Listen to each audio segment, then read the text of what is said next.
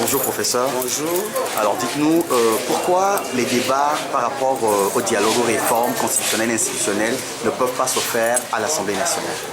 Vous savez, le cadre de l'Assemblée nationale ne se prête pas à un dialogue qui va dans le sens d'un consensus. Au niveau de l'Assemblée nationale, c'est la loi de la majorité. Même si vous commencez des discussions, des débats, il arrive un moment donné où vous devez mettre le texte en vote, au vote plutôt, et dans cette condition, la majorité l'emporterait. Or, vous savez, dans nos structures actuelles, si nous allons dans cette logique, même le parti au pouvoir n'a pas la majorité requise pour pouvoir modifier unilatéralement la Constitution. Et puisqu'elle ne peut pas obtenir la majorité requise, on aboutirait alors à un statu quo. Et ce statu quo qui arrange en quelque sorte le pouvoir en place. Et ce serait déplorable pour notre pays. Vérifiez, vous vous rendrez compte que sur beaucoup de points, le Togo se singularise actuellement dans la sous-région par rapport à ces institutions, par rapport à ces textes. Et regardez également toutes les commissions qui ont réalisé des études dans notre pays, notamment la CVJR, précise ou bien insiste sur la nécessité des réformes.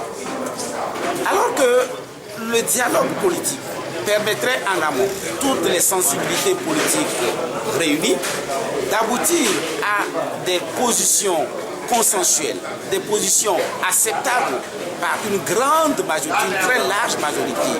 Et ainsi, au niveau de l'Assemblée, on pourrait faire passer donc ces textes. Et nous insistons également sur le fait que si la Constitution exige, pour la modification de la Constitution, que non seulement il faut une majorité des 2/3 et que dans ces conditions il faut soumettre le texte au référendum, cela voudrait dire que la modification de la Constitution échappe ou bien déroge à la simple logique de la majorité parlementaire et qu'il faudrait réaliser un consensus beaucoup plus large. Et c'est pour ces raisons nous disons que pour des réformes et consensuelles, pour aboutir à des dispositions qui ne plongent pas notre pays encore dans une crise, et il faudrait faire en amont un dialogue.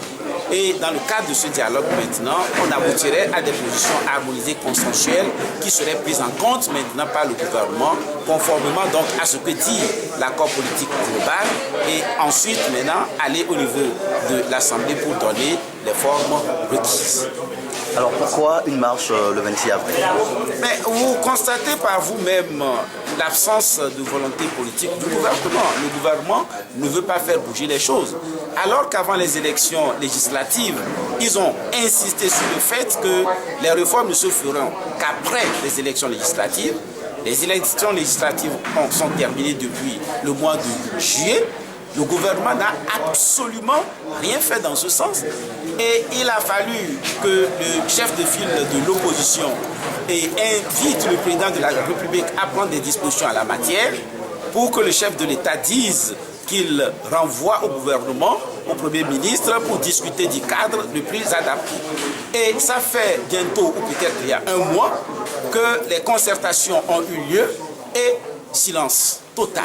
Le gouvernement ne fait absolument rien. Donc cette démarche naturellement doit être interprétée comme une volonté du gouvernement de gagner le temps pour éviter par la suite de faire des réformes.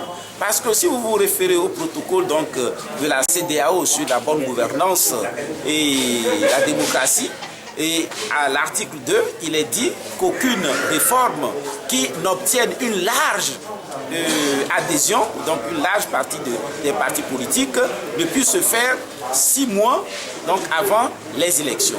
Donc il en résulte que si le gouvernement laisse passer le temps, donc dans le délai de 6 mois, le gouvernement dira, écoutez, on n'a pas obtenu d'accord, ce n'est pas la peine, dans ces conditions, allons aux élections avec les textes actuels. Il est clair que c'est ce que veut faire notre gouvernement. Et dans ces conditions, je crois qu'il appartient au peuple de lui dire ou de leur dire une fois pour toutes non. Parce qu'il arrive un moment où chacun doit revenir, je crois, à la raison. Mais on dirait de manière obstinée, notre gouvernement refuse radicalement de revenir à la raison et au bon sens. Merci beaucoup. C'est moi qui vous remercie.